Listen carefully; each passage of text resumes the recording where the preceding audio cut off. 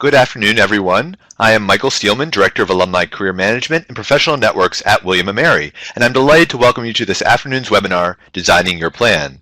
Today's webinar is part of a new William & Mary webinar series and is made possible by the support of the William & Mary Alumni Association.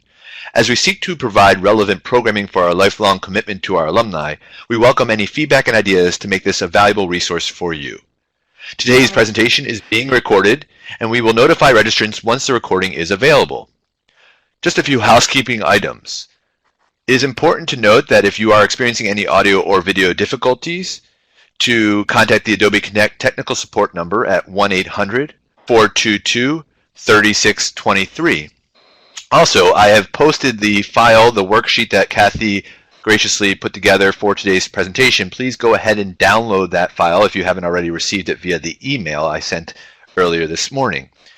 Finally, questions are welcome, and our presenter will answer as many questions as time will allow. Please go ahead and submit your questions by typing them in the box on the right-hand side of the screen.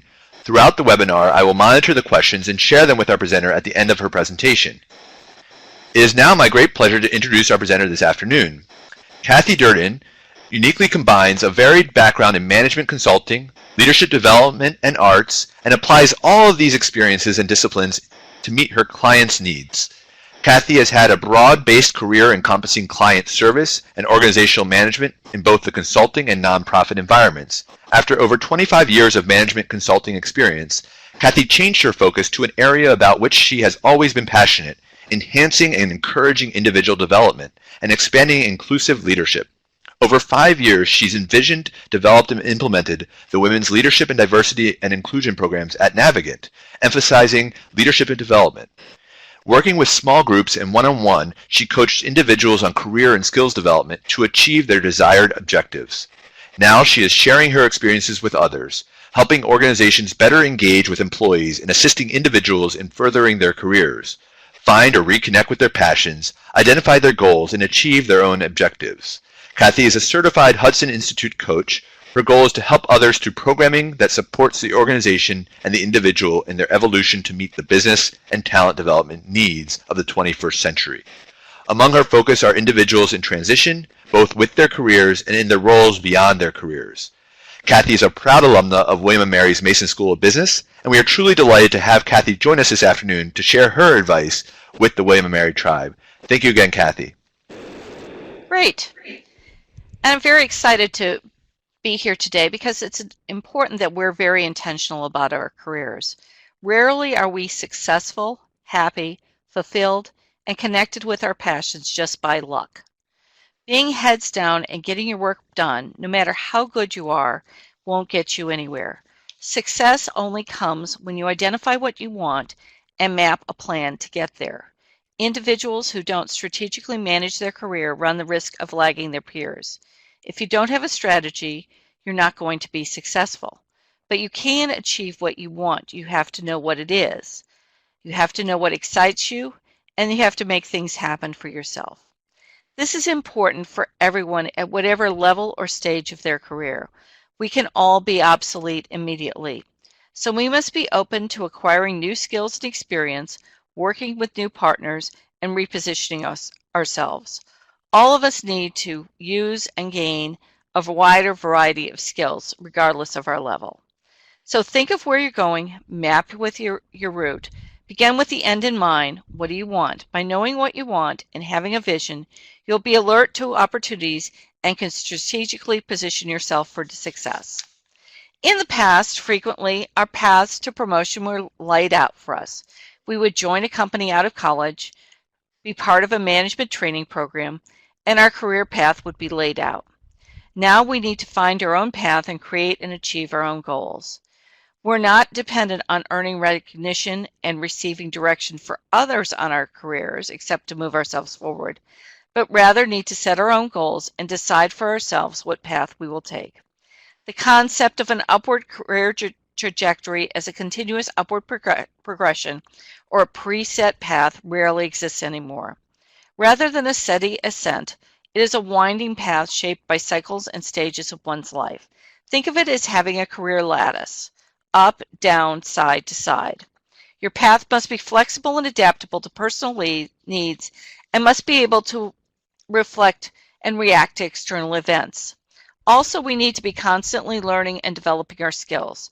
The more we improve our learning, contribution, and performance, the more engaged, connected, relevant, and successful we will be. The world is changing. You have to assume that there'll be changes in your jobs, company, and sector, as well as the world at large. Key opportunities that are available now wouldn't have been available 5 years ago, and things that are really hot 5 years from now won't be available today. But even in the face of the changing world, it's important to have a plan. That plan has to be flexible enough, however, to react to and adjust to changes in your industry and environment.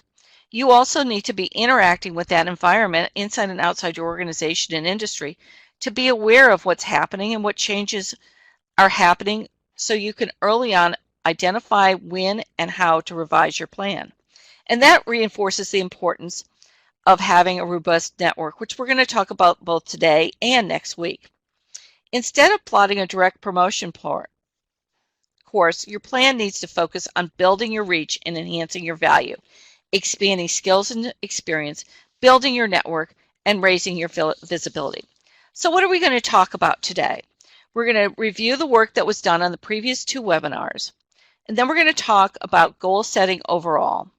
And then we're going to dive into some detailed components of our career plan: our personal brand, skills, experience, and positioning, visibility, relationships, connections, and network. And I'll note that we're also talking more in depth about networking next week, but I wanted to talk about it also today because it's important to have a networking component and a networking plan as part of our career plan.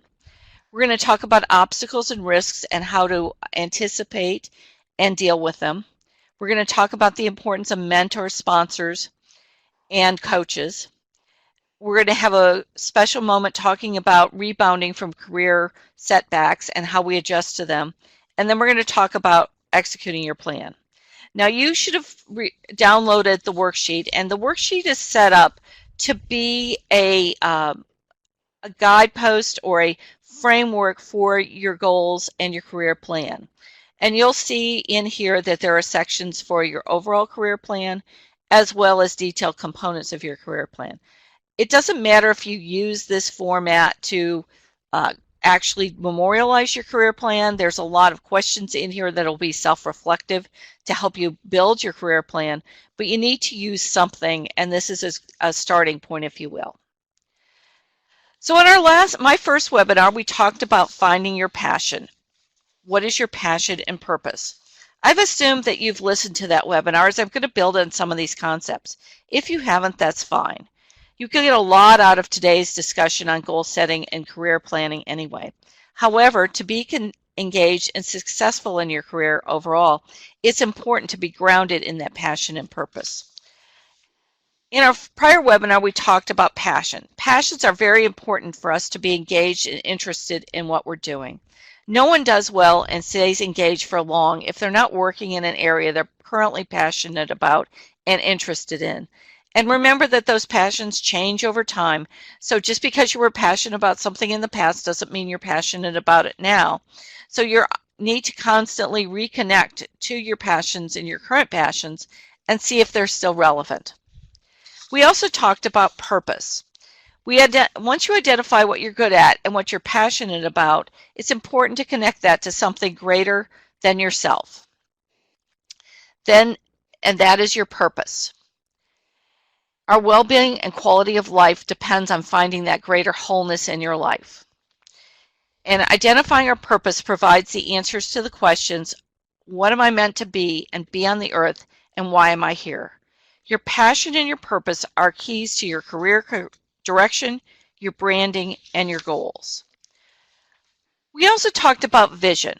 We are starting this webinar assuming you've done the mind mapping exercise and developed a vision of where you're going, either within your organization or otherwise. You might have considered reshaping your job, or you might be experimenting with a whole new career. And on your worksheet, the first page, we start with my vision for my career is, and think of that as a grounding of where you're going as you set your goals. You have to start with that overall vision of what you see for your career. Before you move forward, do a check. And it's important to do this check periodically. Make sure it's your vision and not someone else's vision. Are you working on your own agenda or the agenda of others? And have you gotten all the shoulds out of your head and just focusing on what you really want? So we'll start with our first polling question. We'll have a number of polling questions just to check where you are. Do you have a vision for your career considering at least the next 5 years? And while you're answering that, I want to check in on another point, and that is making sure we check our vision against our strengths and interests. We want to make sure we know our strengths and we consider using tools like Strength Finders to identify them. And Michael has thought about doing a Strength Finders webinar later on this year. You might be taking your talents into new areas. If your vision isn't aligned to your strengths, then you won't be working from your best potential. In the end, you won't be happy because you're uncomfortable and you'll feel like a duck out of water. So it looks like if we could look at the poll here that a little over half of you have a good vision for your career and 44% of you don't have a vision for your career. And if you don't have a vision for your career, that's fine. But I would suggest maybe going back to some of the activities in the prior webinar and start to think again about where your passion is and then how you could connect that passion. And then start to think also about some of the experiments that you could do to further flesh out and set up your vision. So here are some other questions that might help you get started in your planning. And these are in your worksheet. We're going to dive deeper into some of these going forward as we go forward and drill a little deeper in particular areas. But they can also be good questions to reflect on after you've set up your career plan to make sure it's consistent with how you react to these questions. These self-reflection questions can also be helpful to you as you develop your vision. So think about this. What matters to me?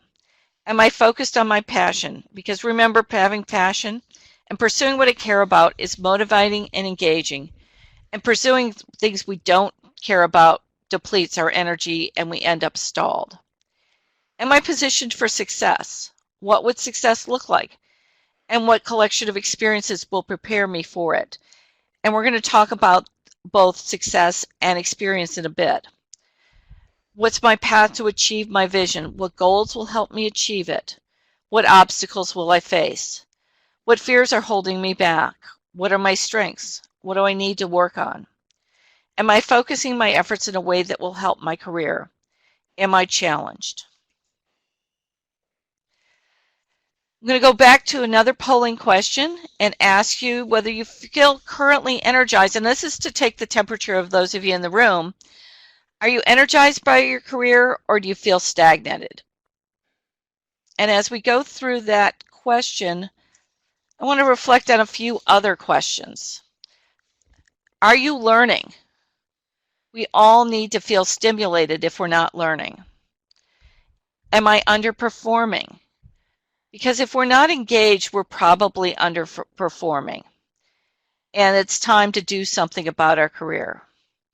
Do we feel undervalued? Does my environment support me or provide me feedback and an opportunity to grow? Am I doing what I'm doing for the wrong reasons? And we talked about that in the last webinar as well. Doing things for reasons such as money or promotion or a vision of success that's not tied to what we really want to do. And those are things that are not good reasons to be doing what we're doing. We want to be doing something that's tied to a passion. Note that if you don't feel energized by your plan, and it looks like a lot of you don't feel energized, that's okay. We're going to give you some tools to dive into your plan and make it feel more robust. But I also think you should probably reflect on why you feel stagnated and why you feel potentially disengaged from your career. And is it that you're not working on passion and purpose? And again, go back and see what it is Is it that you're not working on passion and purpose, or you're in the wrong organization? And because you're in the wrong organization, you're underperforming and disengaged and not necessarily learning.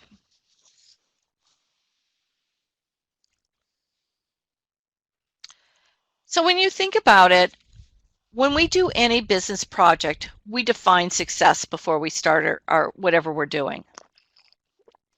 We define what a win would look like. We need to do the same for our plan for our career. Well, note that this definition of success will change over time, but it might consider a number of things: achievement, making a difference, working in a good environment, being connected to our passion and being on purpose, being challenged, and learning. And if you're not doing those sorts of things, those may be indications as to why you're feeling stagnant, and it's time to seek out other ways to re-engage in our career, either within our job itself, where we talked about in the last webinar about reformatting our job, or considering exploring another career. But when you're setting goals, once you've set something as to where you want to go, you then want to define your success. Think about it as your ideal self at some point in time in the future. And you want to use that as a motivational goalpost, and use it also as you consider alternatives, as you prioritize activities, as you get to a point where there's inconsistencies and conflicts, and go back to that vision of success and measure what you are thinking about against that vision to see if it makes sense to continue going forward. And in your worksheet on page 4, there's a section where you're going to define success. Now, in this webinar, I'm not going to go through for you what goals you should set. That's something you've got to do yourself through self-reflection and based upon your vision of where you want to go. Rather, I'm going to develop a process and certain components of your goal-setting process that you need to consider as you set your goals for the future. We're going to start with some overall career goals. And this process involves setting long-term, mid-term, and short-term goals, and then identifying specific activities and steps to achieve those goals, particularly in the short term. So long-term are 5 years, mid-term are 2 and 3 years, and short-term is 1 year. And the specific steps you're going to do are going to be in the 30 days, 3 months, and 6 months. We're going to first start by talking about setting your overarching career goals. And then we're going to dive into specific goals: personal branding, skills and positioning, visibility, and networking. You want to make sure your goals consider the integration of your work and your life and are realistic considering what else is going on in your life. You might also consider setting some personal goals. And in setting those goals, go back to what matters to you. What are your values? What are your passions? Aligning your actions to your values and your passions. Thinking about your legacy. Why are you here? And what do you want the world to think about you once you're done with your career? And then we'll talk about holding ourselves accountable.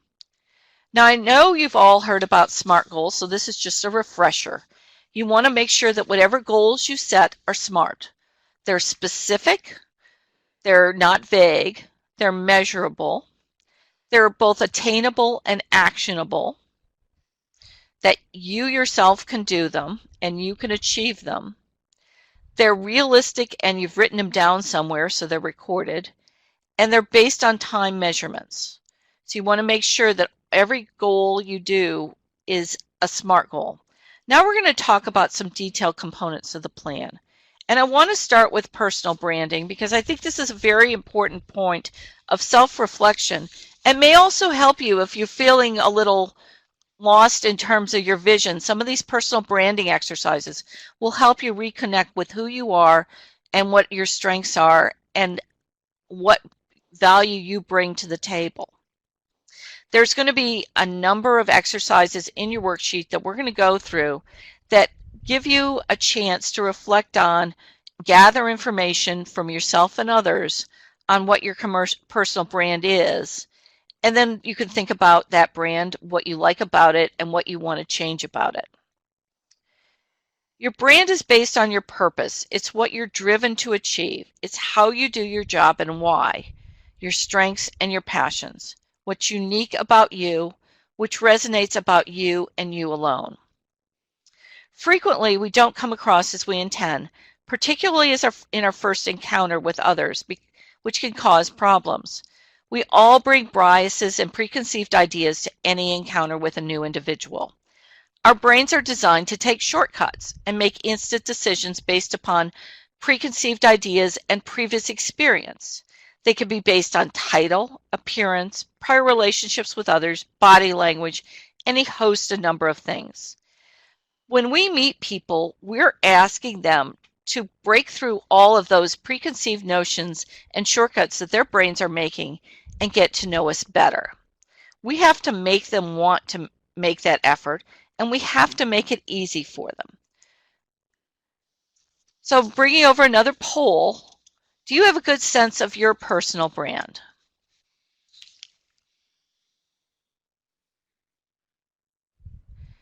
And as we go through that poll, I want to direct you to the worksheet and walk through a number of exercises that I want you to do. It sounds like a lot of you have a good sense of your personal brand, which is good. But I want you to also look at the worksheet and maybe go back and do some of these exercises to validate whether your good sense of your personal brand is actually what the world thinks about your personal brand, because you want to make sure there's not a disconnect, because the last thing we want is for us to think we are broadcasting something to the world and the world is getting a completely different message. So if you start on page 5, these are some things about your personal brand. Think about, what am I good at? What do I like most? What are my strengths? What do people come to me for? What am I known for? And then what do I want to be known for? And start to do that gap analysis of what the difference is. How am I uniquely differentiated? What's my passion? How does that benefit others? And that's the start of that process of being able to articulate our brand in a way that other people can connect to it by having them understand how they benefit from getting to know you. You want to have some specific examples of what those are and be able to articulate them.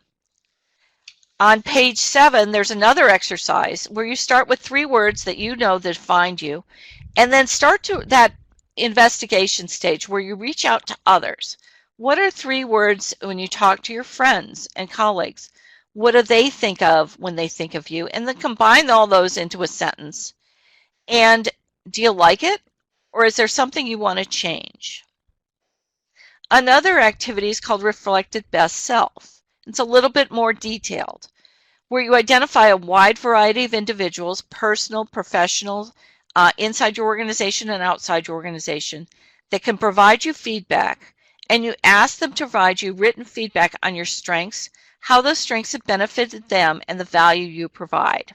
It's easier to provide this in writing versus face-to-face because people feel inauthentic when they're giving praise to somebody and talking specifically about things that they value about an individual. So once you get all this information, you want to gather it and look at it and look for patterns. This exercise can really help us focus on things that we take for granted, that we don't realize the rest of the world values us for. So now take a moment. Once you've gotten all that information, you want to compose a self-portrait based on this information. And from that, you can describe your personal brand as it currently stands.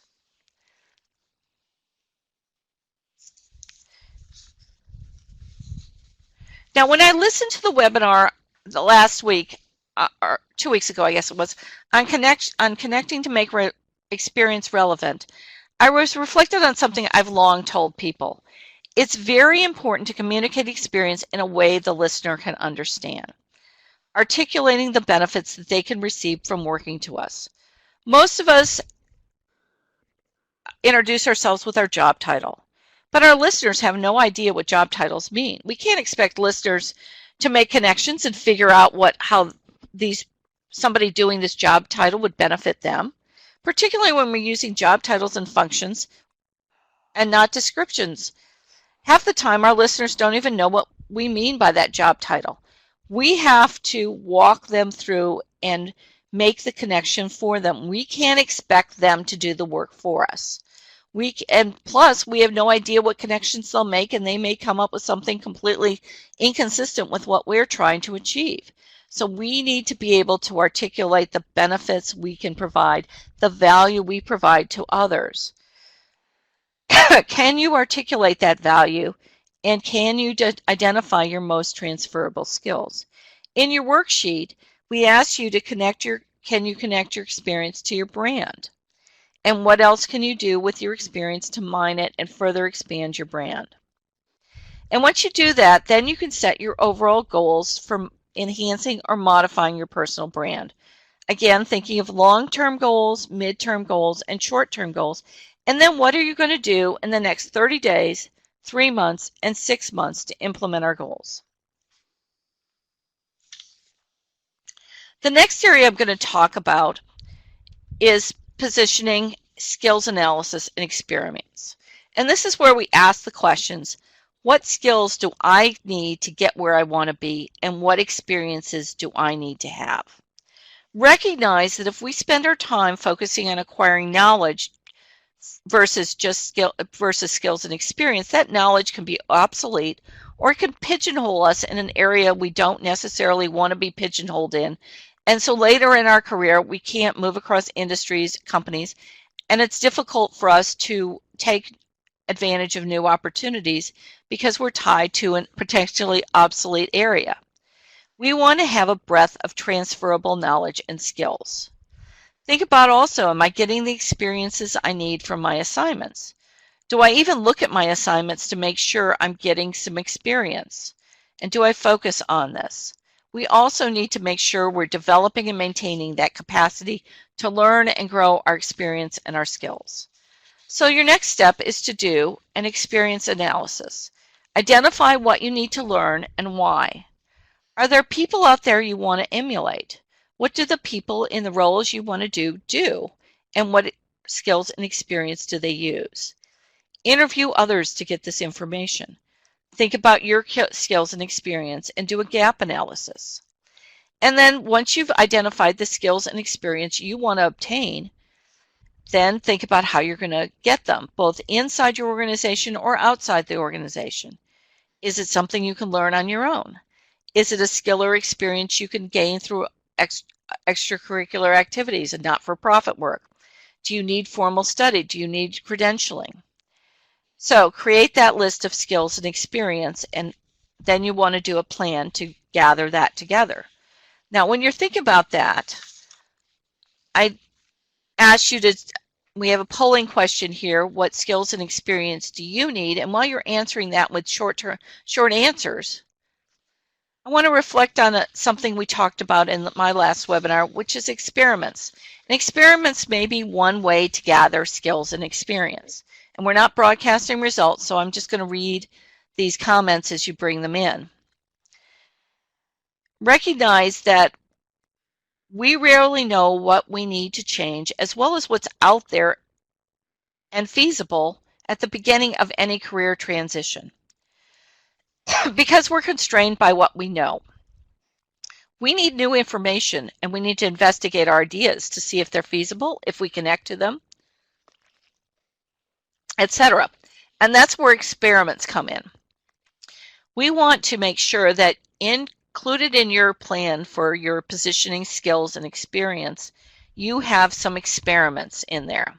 They can be started with natural experiments to get the ball rolling, then exploratory experiments where you formulate a hypothesis and then test it off, and then confirmatory experiments where you decide to test your conclusions.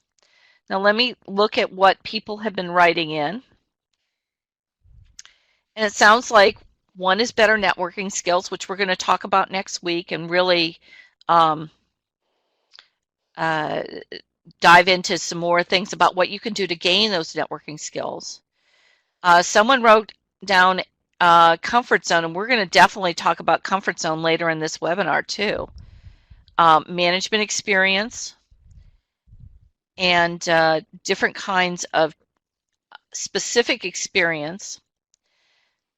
So it sounds like some of you know what types of experience you need, and that's something that then it's a question of how do you go about getting that? What specific steps do you need to do to gain those experiences? Now, one thing to think about is your next assignment within your organization. You want to make sure you're very intentional on your next assignments and think about what's presented to you and make sure that it's something that stretches you and encourages you to learn and grow. You want to make sure that you're not discounting unanticipated opportunities, but at the same time, you're getting some new experiences that really tie into things you want to gain. And it may be you need to look at that experience and maybe recraft it in such a way that you are also getting the experiences and skills you want, so that if you're presented with potential role, make sure that that role encompasses some things that you want to achieve as well. Another thing, so in your worksheet, think about the goals and your goals for positioning, skills, and experience, and then what you're going to do to achieve it. Now, another thing we want to do in our career plan is enhancing our visibility. Visibility means that people we don't know about us, and people that we do potentially know have us top of mind. So they think of us, and they think of us in a way that we want them to think about us, so that we're not completely sight unseen. Visibility is so important to getting ahead in any organization.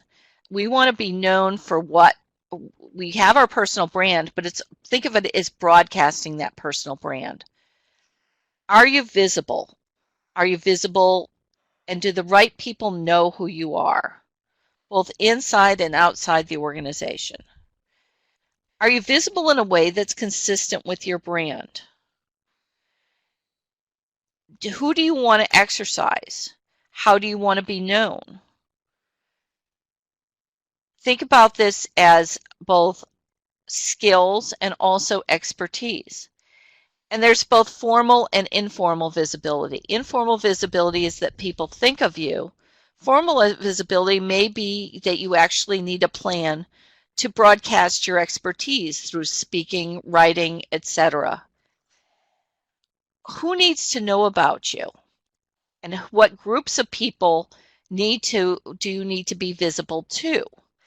These are all things you need to consider in creating your visibility plan. So what you want to do on your worksheets, again, is think about how visible you need to be, and really be dispassionate about how visible you actually are. And make sure that you really don't kid yourself as to how visible you are. And then think through, what do I need to do? How do I want to be known? And what do I need to do to make myself known? These could be little things based on how you interact on assignments, how you interact in meetings, how you promote your ideas at meetings, how you speak to others, how you connect with others. What are you doing to make sure that people in your organization or outside your organization know who you are and know your brand? Now, when we think about it, visibility is what people know about us, and networking is related to that, but not the same thing. It's that we have a relationship with these people. So it's not just what we're known for, our visibility, but how we're connected to other people. Who do you see as key individuals that you need to develop relationships with? Influencers, ambassadors, etc., both inside and outside the organization. We're going to talk next week about networking overall and connecting with people. But it's important as part of your plan to identify long-term how you want to build your network, and then how you also want to use your network, because most of us don't use our networks anywhere near as much as they could. And we don't want to be afraid to use our networks because our network is actually our key asset. The more people we know and the more people we're connected to, the more we can connect other people to other people. And that then our network becomes an asset that we ourselves can use in our networking. It's a very critical component. Our network also, as we mentioned earlier, is how we connect and find out about information that we don't have readily available to us. Changes in the marketplace, new opportunities, connecting to new people, etc. The more we're connected to people who are outside of our sphere or little network and who have connections outside our world, the more information we're going to have connected to us. So what you want to do is start to think about what 2 to 5 people short term we need to build our relationships with. And they could be people who are influencers for our careers, people who could be better connectors in our network, people who can better connect us to outside. So whatever you know you need to achieve in your career. And then start to develop a plan of how you're going to build your relationships with those people. Note that you will be able to give people things to help build that relationship, and we're going to dive into that a little bit more next week as well. It could be expertise, assistance on projects, connections, and introductions to your connections. And you also want to think about how you can better use your network. We all have our network, and we probably don't think about it as much as of an asset as it is. And we'll talk a little bit about this next week on using your network, but I want you to think about in your career plan, thinking about a plan to also better use your network. And this is on pages 12 and 13 of your worksheet. Now we're all presented with extracurricular activities, both extra work within the organization, extra projects, etc., joining committees, etc., and outside organizations. These can be great tools for both expanding our networking and raising our visibility. We use these to meet and build relationships with the people we want to meet. However, they can also be major time wasters or yield minimal results. And they could sidetrack you if they're not on point for what you want to achieve. So think about, and it's on page 13, for every extracurricular activity I engage in or want to engage in, both inside the organization and outside the organization, what's the objective you're going to achieve by being part of that activity? And if you still want to participate in that activity, what are you going to do? What's your next steps to get involved and get engaged? Now, as we've developed this plan, I'm not going to be Pollyanna and think, oh, geez, you can just rock and roll and achieve that plan. There could be obstacles out there.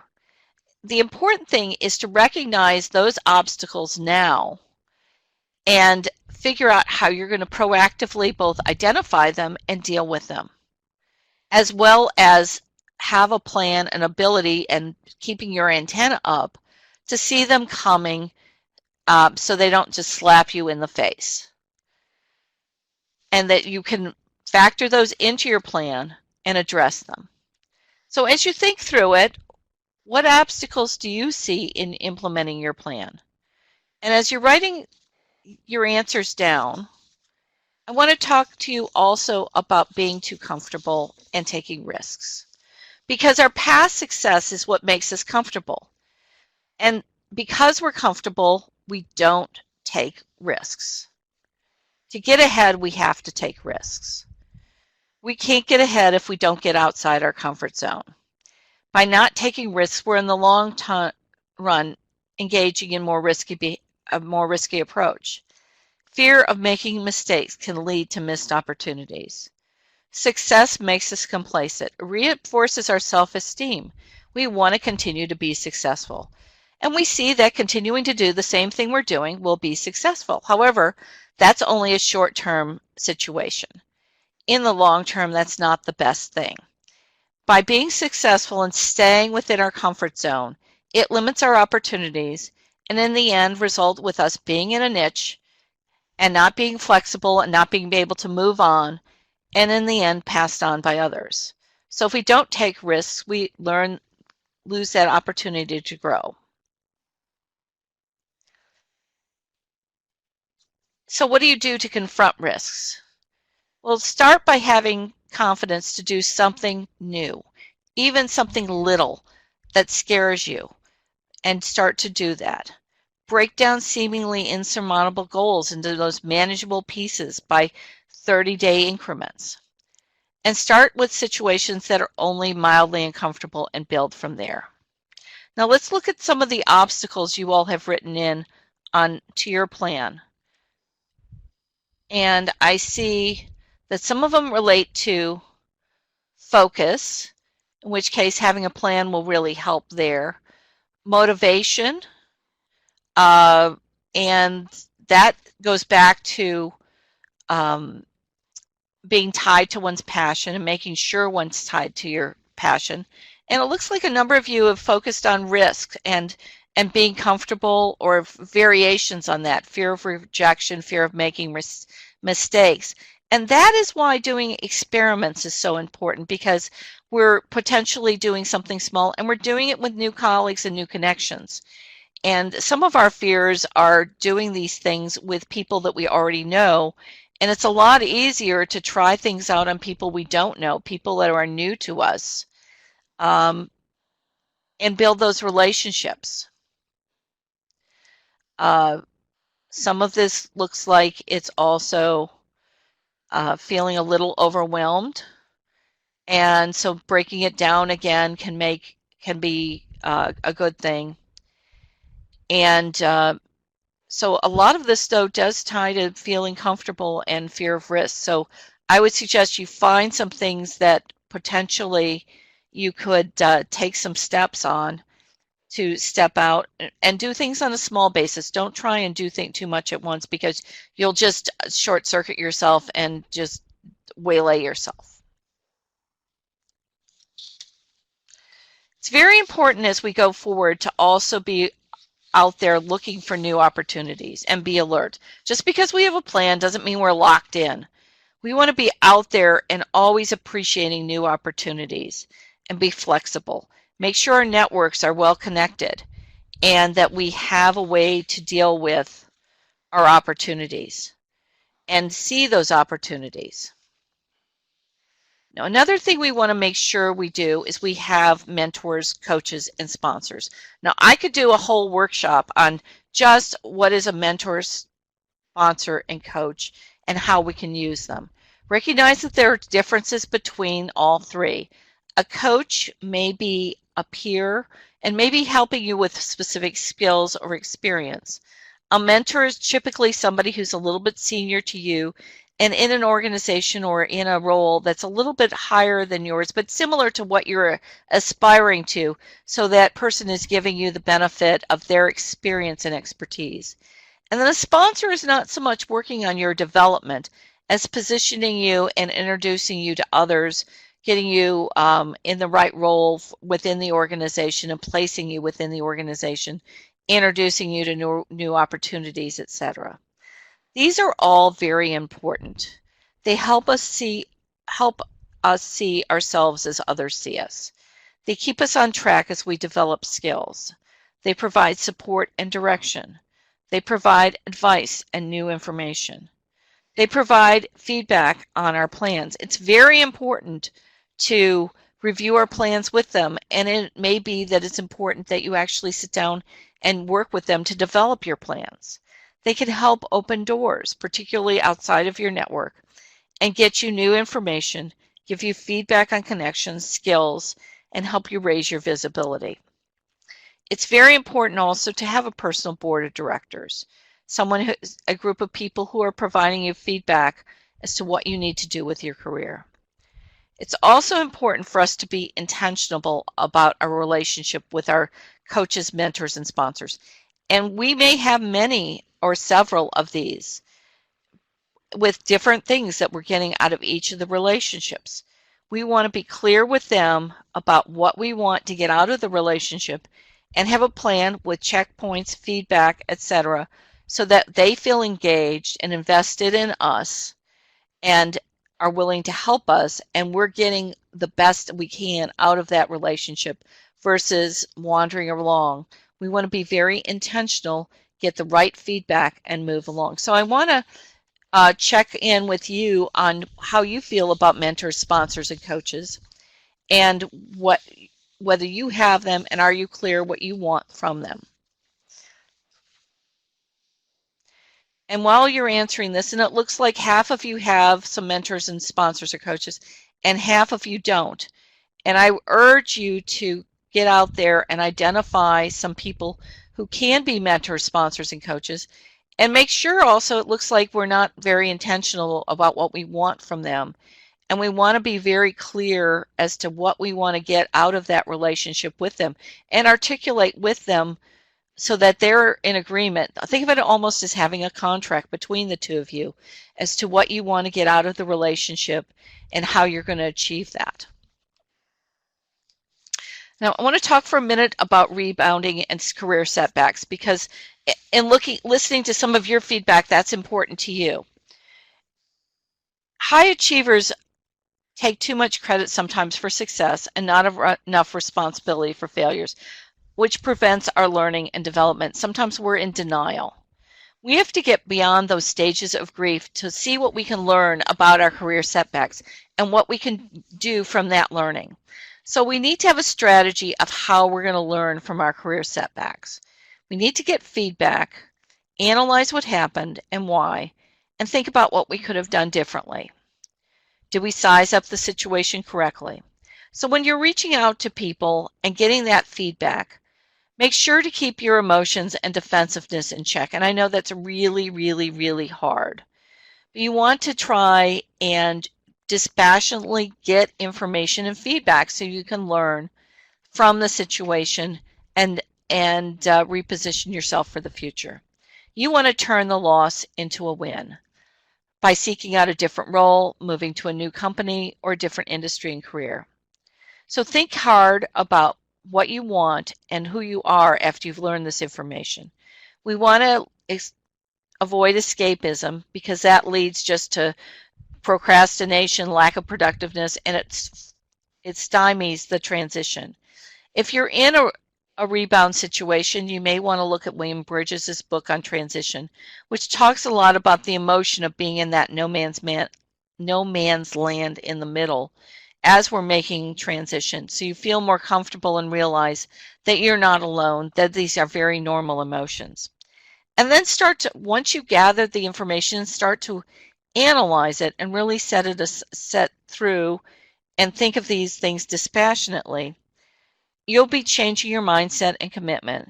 You'll want to redefine what success looks like and think about what opportunities are available so you can seize the right opportunity.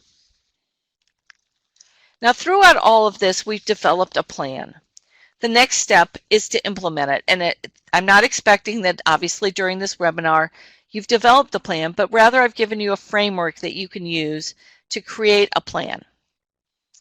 Think about what will work for you to be accountable to yourself.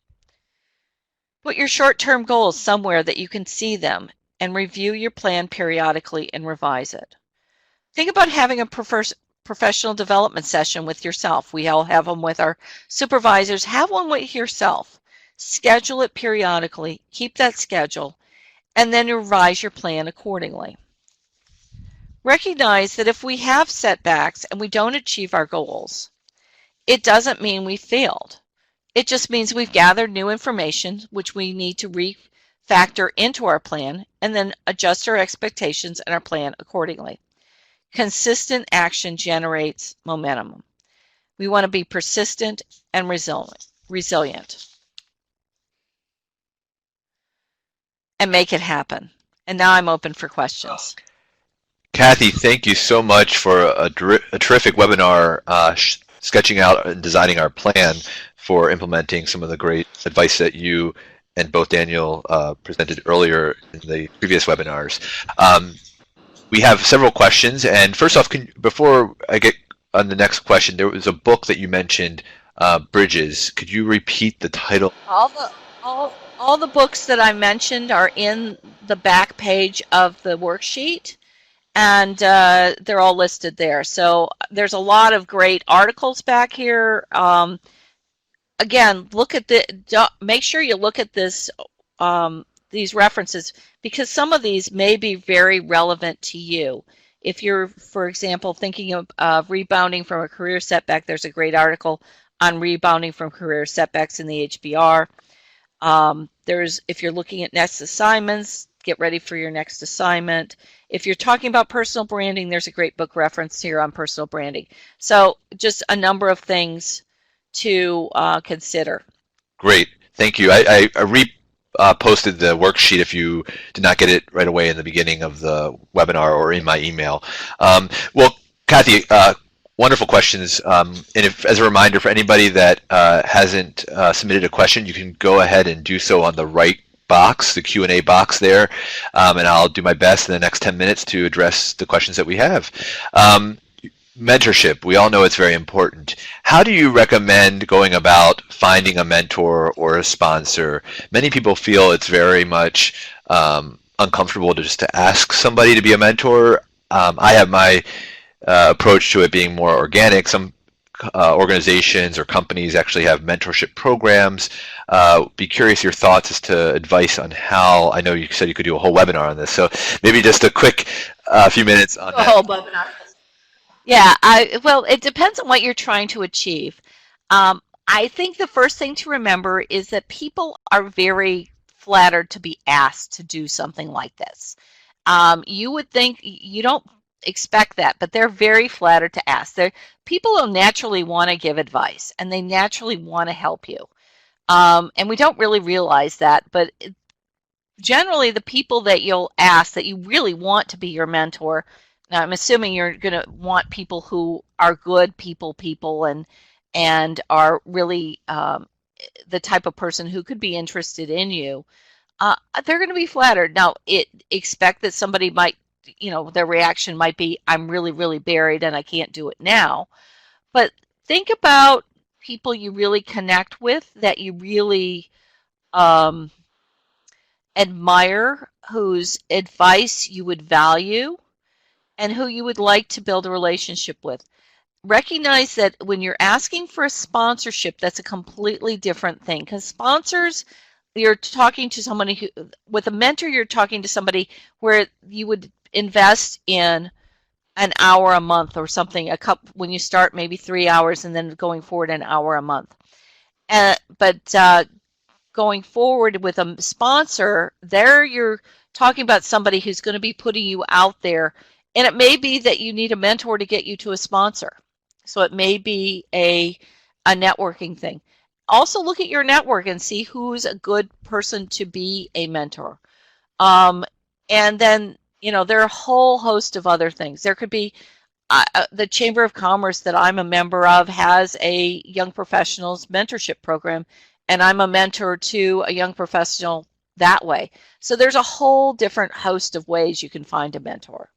Great, and I'll just add to that, Kathy, we'll talk about this next week probably in the networking webinar, but the value of the William & Mary connection and what we're doing, my role with the institution and what we're trying to establish is stronger ties across shared industries and workplaces among the William & Mary alumni community to allow for the relationships necessary to develop for mentorship to exist within our community. And it has existed, and we're hoping to continue that tradition and expand it so that all the students today and alumni, 90-some thousand worldwide, feel more connected and have mentors among their William & Mary tribe connection. So I highly recommend participating in the online networking events, participating on LinkedIn, and really utilizing that as a great resource to develop the informational interviews that Kathy was recommending that would find the common denominators and shared interest areas that align with your personal interests and so forth. There was a question about some of the focusing on your visibility. Do you have a couple other suggestions related to that area that you were talking about earlier in the webinar about your personal brand and so forth that maybe could add some additional resources for participants? Well, and visibility is such a broad topic. There's another one that you could do a whole webinar on. Visibility can be within the organization and how you present yourself. It's a wide variety of things, from how you present yourself when you connect with people at meetings. Are you visible in that meeting, or are you sitting on the sideline and no one even knows you're there? Are you connecting in your teams and people know that you're there, or are you on the sidelines? To how are you connecting to people who are more senior to you in the organization? Are you volunteering um, for task forces? Some of that can be very good for enhancing your visibility within the organization.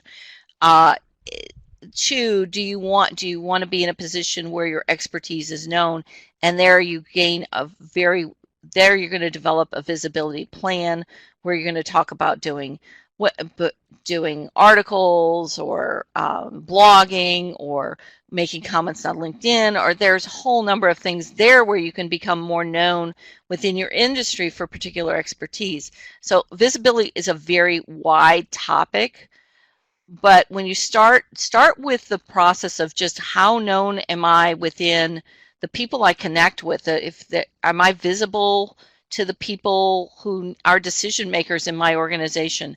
And if I'm not, why am I not? And how can I be more visible to them?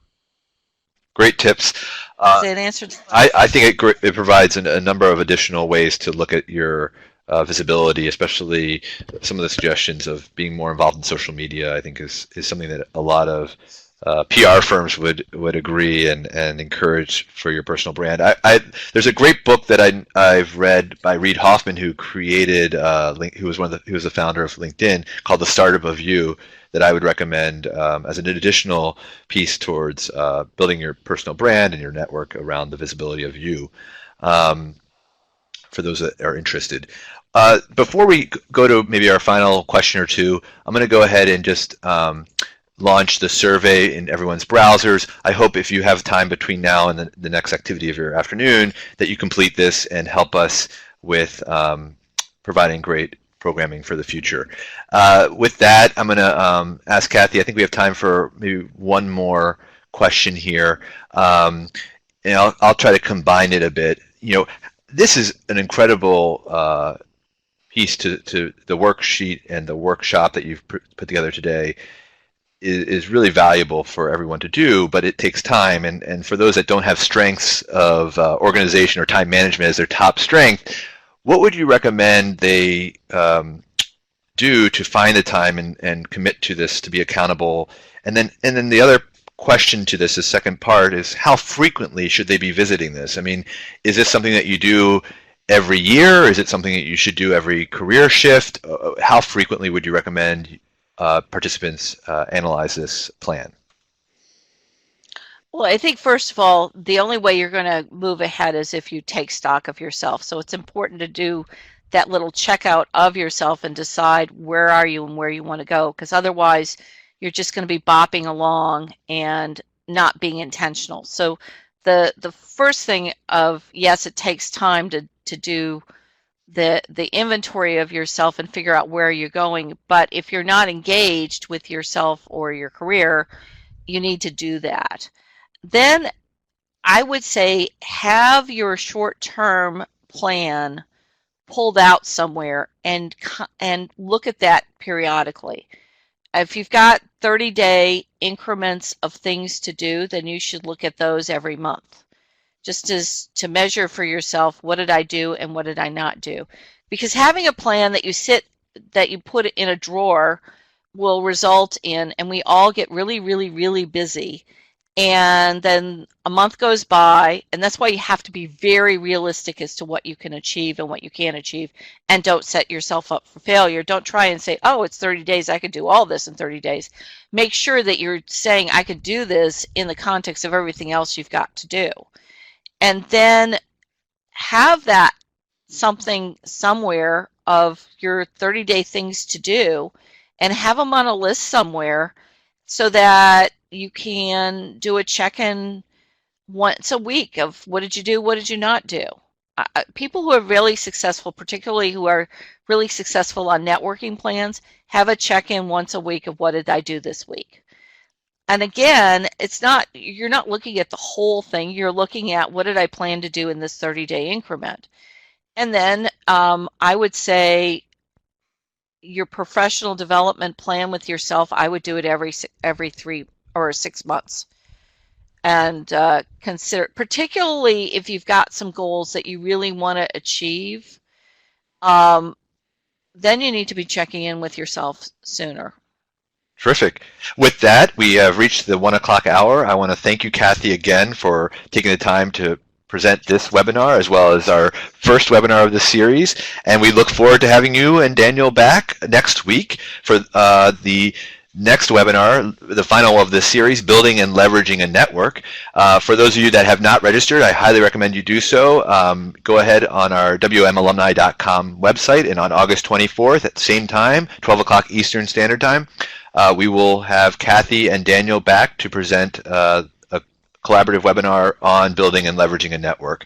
Again, Kathy, thank you so much from all of us participating today and those watching the recording. We really appreciate your expertise in sharing it with the William & Mary community. Have a great day.